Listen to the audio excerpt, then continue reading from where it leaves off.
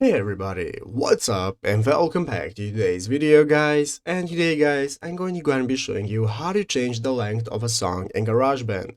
This is a very simple thing to do, so make sure to watch this quick and easy video to the very end and follow my steps correctly so you can make sure this works the same for you and you can do this yourself.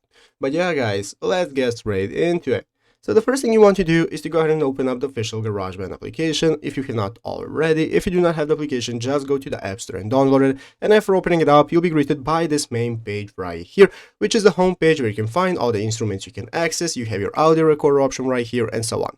So let's go and see how we can get started with changing the length of any song. So the first thing you want to do is to go ahead and open up the audio recorder option right here. This is going to open up this new recording menu where, as you can see, we can find all the options and the big red circle to enable us to start recording. But what we want to do is go right here into the upper left corner, click this middle button. That's going to open up this edit mode, and now in this edit mode we can get started with mixing all the tracks we have. As you can see, here is my drums, my keyboard, audio recording, and so on.